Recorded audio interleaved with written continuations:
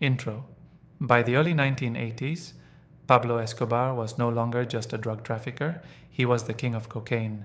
His Medellin cartel had become a global empire, feeding America's addiction and flooding the world with white powder. He was the king of cocaine. His Medellin cartel had become a global empire, feeding America's addiction and flooding the world with white powder. But how did Escobar go from a smuggler to a man making $420 million every single week? This is the story of his cocaine empire, the scale of cocaine trafficking. By 1980, Escobar's cartel controlled 80% of the world's cocaine trade. Every month, they smuggled 70 to 80 tons of cocaine into the United States. The US demand was unstoppable. Wall Street bankers, Hollywood stars, and partygoers were all hooked. At one point, 4 out of every 5 lines of cocaine snorted in America came from Escobar's cartel, Smuggling Operations. Escobar's genius was in logistics. He built a supply chain more efficient than some governments. Planes, private jets carried up to 500 kilos per flight. Boats and submarines, cocaine was hidden in shipments and sent across the Caribbean. Hidden compartments, inside tires, refrigerators, and even statues. Norman's Cay, Bahamas. Escobar and Carlos Leder used this island as a refueling base for drug planes heading into Florida. One single flight could bring in millions of dollars worth of cocaine. The fortune.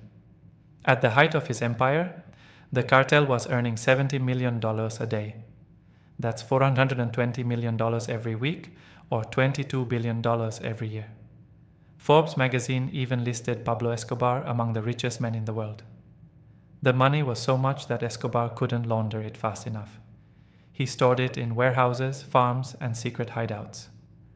His brother once admitted they spent $2,500 a month on rubber bands just to bundle cash. Rats ate nearly $1 billion in stored cash every year because there was too much to manage. Buying power. Escobar's wealth gave him control. He bought politicians, police, judges, and even airport workers. He financed housing, soccer fields, and churches for the poor in Medellin.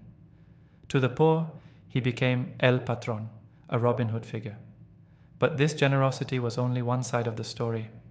His true rule was enforced with terror, Plata or Plomo, silver or lead. Escobar's famous policy was simple. Accept his bribes, Plata, silver, or face death, Plomo, lead. This made judges, officers, and even presidents think twice before opposing him.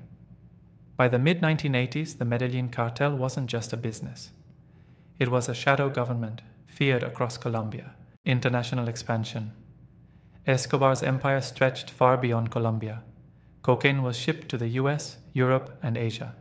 He built labs hidden in jungles, producing tons of cocaine daily.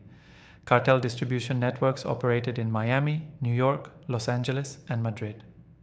The Medellin cartel had become a global empire worth billions. The turning point. But as Escobar's wealth grew, so did his enemies.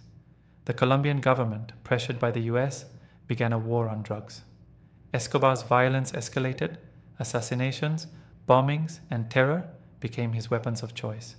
His empire had reached its peak, but it was also on the edge of collapse. Hook for episode 4. Pablo Escobar had built the most powerful drug empire in history, making $420 million a week, but with money and power came enemies. And soon, Escobar would take on not only rival cartels, but also the Colombian and US governments. In episode 4, we'll explore Escobar's war with the state, a bloody conflict that turned Colombia into one of the most dangerous places on earth.